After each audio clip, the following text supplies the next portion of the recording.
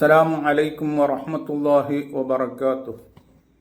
أعوذ بالله من الشيطان الرجيم. بسم الله الرحمن الرحيم. മാന്യ ശ്രോതാക്കളെ, നാം ഇന്ന് ചർച്ച ചെയ്യുന്നത് നെഗറ്റീവ് മാരേജിനെ പറ്റിയാണ്.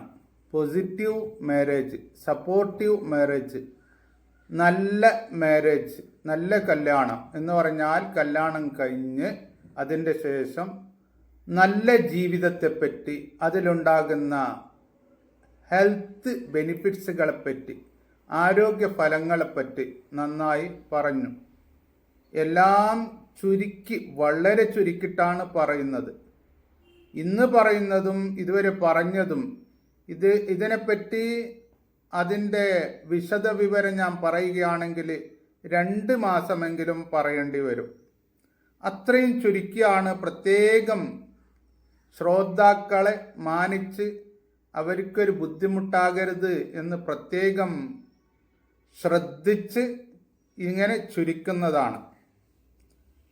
നെഗറ്റീവ് മാരേജ് എന്ന് പറഞ്ഞാൽ കല്യാണം കഴിച്ച് അതിൻ്റെ ശേഷം നമുക്ക് എന്തുകൊണ്ടും ഒരു സുഖമില്ലാത്ത ഒരവസ്ഥ, എന്നും പ്രശ്നങ്ങളും കുഴപ്പങ്ങളും കലഹങ്ങളും വിഷമങ്ങളും വേദനകളും യാതനകളും കടിച്ചിറക്കേണ്ട ഒരു അവസ്ഥ. ഒരു നിലയ്ക്കും പരസ്പരം സുഖമില്ല. ഇതാണ് നെഗറ്റീവ് മാരേജ് എന്ന് പറയുന്നത്. ഇങ്ങനെ കല്യാണം കഴിഞ്ഞ് യാതൊരു നിലയ്ക്കും സുഖമില്ല, എന്നും പിണക്കത്തിലാണ്, എന്നും വീട്ടിൽ ഒരു സമാധാനമില്ല എങ്കിൽ അതിലുണ്ടാകുന്ന സൈഡ് എഫക്ട്സുകൾ എന്താണ് എന്ന് ശാസ്ത്രജ്ഞർ ഓരോന്നോരോന്നായി കണ്ടുപിടിച്ചിട്ടുണ്ട്. അല്ലാഹു തആല പറഞ്ഞത് അതാണ്. കല്യാണം കഴിച്ച് അത്യധികം സ്നേഹത്തിലും ദയയിലും കൃപയിലും കഴിയുന്നവർക്ക് സമാധാനമുണ്ട്. ഈ സമാധാനം അത്യാവശ്യമാണ്. അതിനെപ്പറ്റി നിങ്ങൾ നന്നായി ഒന്ന് ഗവേഷണം ചെയ്യണം, ചിന്തിക്കണം എന്ന് അല്ലാഹു തആല പറഞ്ഞു. ചുരുക്കത്തിൽ അത് മുഖേന ഉണ്ടാകുന്ന നേട്ടങ്ങളും കോട്ടങ്ങളും എന്താണ് എന്ന് നിങ്ങൾ പഠിക്കണം എന്നാണ് അതിൻ്റെ അർത്ഥം. ഇങ്ങനെ സുഖകരമല്ലാത്ത കല്യാണം, പിന്നീടുള്ള ജീവിതം സുഖകരം അല്ല എങ്കിൽ എന്താണ് നാം അനുഭവിക്കുന്നത്? ആദ്യമായിട്ട് നമ്മുടെ മനസ്സിൻ്റെ ആരോഗ്യം തകർന്ന് തരിപ്പണമാകുന്നു. നമുക്ക് വല്ലാത്ത മനസ്സിന് ഡിപ്രഷൻ, വിഷാദങ്ങളും ഉത്കണ്ഠകളും, അതേപോലെ തന്നെ ഏകാന്തത, ഞാൻ ഒറ്റക്കാണ് എന്ന് തോന്നലുകളും, ഒന്നിലും ഒരു ആഗ്രഹമില്ലായ്മയും ഒരു പ്രതീക്ഷയില്ലായ്മയും സുരക്ഷിതത്വം ഇല്ലായ്മയും ഇങ്ങനെയൊക്കെ നമുക്ക് തോന്നാം. മനസ്സിന് വല്ലാത്ത, മനസ്സിൻ്റെ അകത്ത് സംഘട്ടനങ്ങൾ ഉണ്ടാകുക, ഇതാണ് മനസ്സിനെ ബാധിക്കുന്നത്. ഇങ്ങനെ മനസ്സിനുണ്ടായാൽ തീർച്ചയായും അത് ക്രമേണ ശരീരത്തിൽ ബാധിക്കുകയും ശരീരത്തിന് ഒരുപാട് രോഗങ്ങൾ ഉണ്ടാവുകയും ചെയ്യും. കൂടാതെ അത് ക്രമേണ ഉണ്ടാകുന്നതാണ്. അല്ലാതെ നമ്മുടെ ശരീരത്തിന് ഇങ്ങനെ പ്രശ്നങ്ങളുള്ള ജീവിതമാണെങ്കിൽ, അസുഖകരമായ സുഖമില്ലാത്ത ജീവിതമാണെങ്കിൽ നമ്മുടെ ശരീരത്തിന് വേറെ പലജാതി ഡാമേജുകൾ വരുന്നു. ശരീരത്തിൻ്റെ അകത്ത് വീക്കങ്ങൾ വരുന്നു. അങ്ങനെ വീക്കങ്ങൾ വന്നാൽ ഒരുപാട് രോഗങ്ങൾ ഉണ്ടാകുന്നു. എന്ന് മാത്രമല്ല, ഈ വ്യസനത്തിൻ്റെ, ബേജാറിനെ കൂട്ടുന്ന ഹോർമോൺ ഉണ്ട്, കോർട്ടിസോൾ. അത് പരിധിയിൽ കൂടിയാൽ നമുക്ക് ഒരുപാട് പ്രശ്നങ്ങളും രോഗങ്ങളും ഉണ്ടാകും. ഇങ്ങനെ സുഖകരമല്ലാത്ത കല്യാണം കഴിഞ്ഞ് സുഖകരമല്ലാത്ത ജീവിതത്തിൽ അത്തരം ഹോർമോണുകൾ അധികരിക്കുന്നു.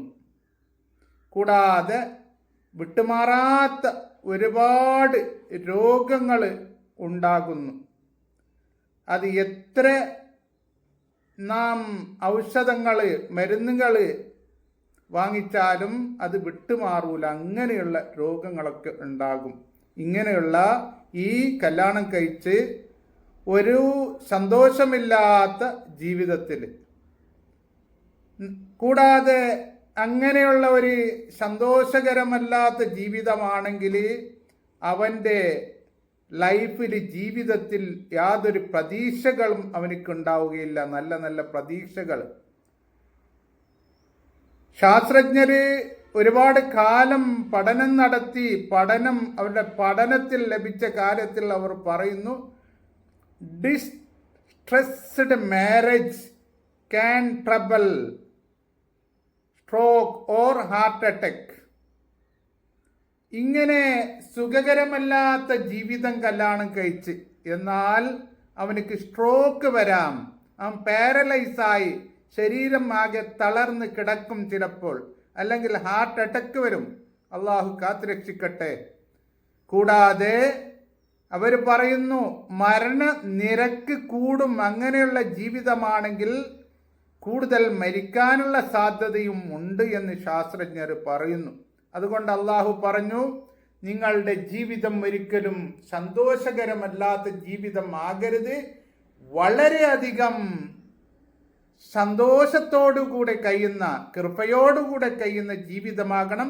നിങ്ങളുടെ മനസ്സിന് അതിൻ്റെ ശേഷം വലിയൊരു സമാധാനം കിട്ടണമെന്ന് അല്ലാഹു തആല 1400 വർഷം മുമ്പ് തന്നെ ഇക്കാര്യങ്ങളൊക്കെ ഉൾപ്പെടുത്തി പറഞ്ഞിട്ടുണ്ട്.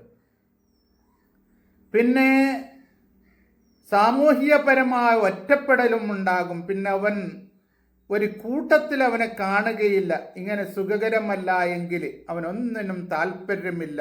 അവൻ പിന്നെ ഒറ്റപ്പെട്ടിങ്ങനെ ജീവിക്കുന്നു എന്ന് മാത്രമല്ല, റെഡ്യൂസ്ഡ് ക്വാളിറ്റി ഓഫ് ലൈഫ്, അവൻ്റെ ജീവിതത്തിൻ്റെ ക്വാളിറ്റി അത് കുറയും. നല്ല ഒരു നിലയിൽ അവനിക്ക് ജീവിക്കാൻ കഴിയില്ല എന്ന് മാത്രമല്ല, പിന്നീട് അത് ബാധിക്കുന്നത്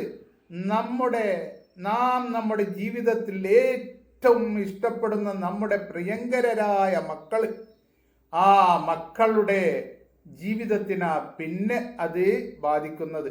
അതായത് ഉമ്മയുടെയും ഉപ്പയുടെയും മാതാപിതാക്കളുടെ ഈ സംഘട്ടനങ്ങളും അവരുടെ ഈ വഴക്കുകളൊക്കെ കണ്ട് ഈ ചെറിയ കുട്ടികളുടെ മനസ്സ് ഇങ്ങനെ വീക്കായി വന്ന് അവസാനം ആ മനസ്സിന് ഒരുപാട് രോഗങ്ങൾ ബാധിച്ചു. അത് ക്രമേണ അവരുടെ ശരീരത്തിൽ ആസകലം ബാധിച്ചു.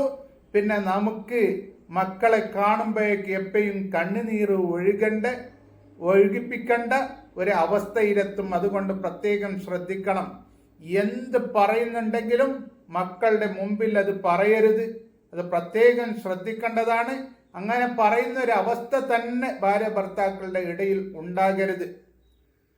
പിന്നെ ഒരുപാട് കാര്യങ്ങൾ ഇങ്ങനെ ഈ സുഖകരമല്ലാത്ത ജീവിതം കല്യാണം കഴിഞ്ഞിട്ട് ഈ വഴക്ക് കൂട്ടിയുള്ള ജീവിതം, അതൃപ്തമായ ഈ ജീവിതം, അതിൽ ബാധിക്കുന്നത് നമ്മുടെ തലച്ചോറിനെയാണ്.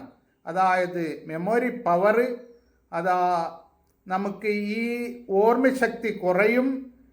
നന്നായിട്ട് യാതൊന്നും പഠിക്കാൻ കഴിയൂല. നല്ല നല്ല തീരുമാനങ്ങൾ ഒന്നും എടുക്കാൻ കഴിയൂല. ഒന്നിലും ശ്രദ്ധ ചെലുത്താൻ കഴിയില്ല. ഇങ്ങനെയുള്ള പല അവസ്ഥകൾ വരും. വളരെ ചുരുക്കിയിട്ടാണ് ഞാൻ പറയുന്നത്. പിന്നെ നമ്മുടെ ഞരമ്പുകൾക്ക് ഒരുപാട് പ്രശ്നങ്ങളും രോഗങ്ങളും ഉണ്ടാകും. കൂടാതെ ഞാൻ മുമ്പ് പറഞ്ഞതുപോലെ നമ്മുടെ രോഗപ്രതിരോധ ശക്തിയും ക്ഷയിക്കും. എന്നിട്ട് നമുക്ക് ഉണ്ടാകുന്ന രോഗങ്ങളെ തടയാൻ ആ ശക്തിക്ക് കഴിയുകയില്ല. പിന്നെ നാം രോഗികളാകും. ഹാർട്ടിൻ്റെ റേറ്റ്, അതിൻ്റെ മിടിപ്പ് അത് കുറയും.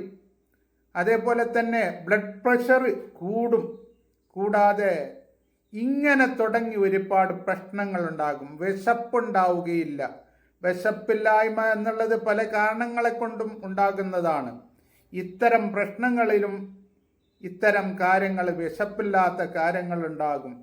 കൂടാതെ നമ്മുടെ ദഹന പ്രക്രിയ, നമുക്ക് ഈ ദഹിക്കുന്ന ഈ ഒരു പ്രത്യേക അവസ്ഥ അള്ളാഹു വെച്ചിട്ടുണ്ട്, അതിനും പ്രശ്നങ്ങൾ ഉണ്ടാകും. പിന്നെ നേരെ ദഹിക്കൂല.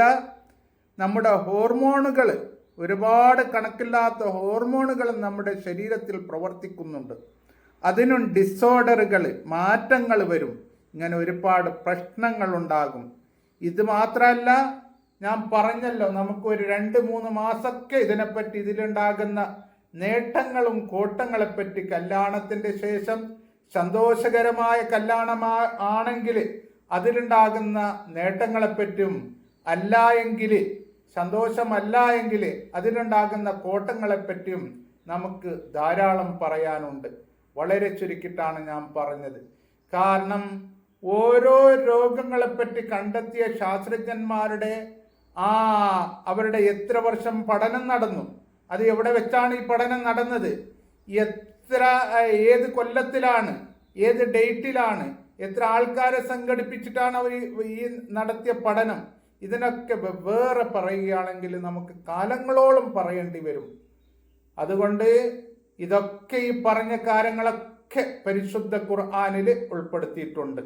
നബി കരീം സല്ലല്ലാഹു അലൈഹി വസല്ലമ തങ്ങൾ പറഞ്ഞ ഒരു ഹദീസ്, ഖാല റസൂലുള്ളാഹി സല്ലല്ലാഹു അലൈഹി വസല്ലമ ഖൈറു നിസാഇക്കും മൻ ഇദാ നളറ ഇലൈഹാ സൗജുഹാ സർറത്തുഹു വഇദാ അമറഹാ അതാഅത്തുഹു വഇദാ ഗാബ അൻഹാ ഹഫിളത്തുഹു ഫീ നഫ്സിഹാ വമാലിഹി. നബി സല്ലല്ലാഹു അലൈഹി വസല്ലമ തങ്ങൾ പറഞ്ഞു, ഏറ്റവും ഉത്തമമായ, ഏറ്റവും നല്ല സ്ത്രീ എന്ന് പറഞ്ഞാൽ അത് ചില സ്ത്രീകളാണ്. ആ സ്ത്രീകൾ അവരുടെ ഭർത്താക്കളെ ഒന്ന് നോക്കിയാൽ അവരുടെ മനസ്സ് സന്തോഷത്തിൻ്റെ ആധിക്യം കൊണ്ട് മനസ്സ് നിറഞ്ഞു, അവർക്ക് വേറൊന്നും വേണ്ട.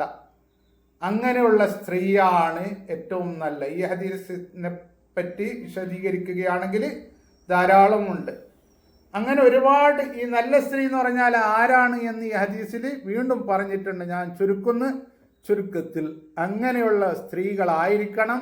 എന്തുകൊണ്ടും, നോട്ടത്തിലും എല്ലാ കാര്യത്തിലും ഭർത്താക്കളെ സന്തോഷിപ്പിക്കുന്ന സ്ത്രീകളായിരിക്കണം.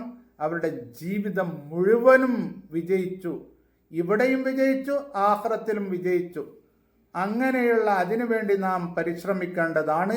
വാഖിറു ദഅവാനാ അനിൽ ഹംദുലില്ലാഹി റബ്ബിൽ ആലമീൻ. അസ്സലാമു അലൈക്കും വറഹ്മത്തുള്ളാഹി വബറകാതുഹു.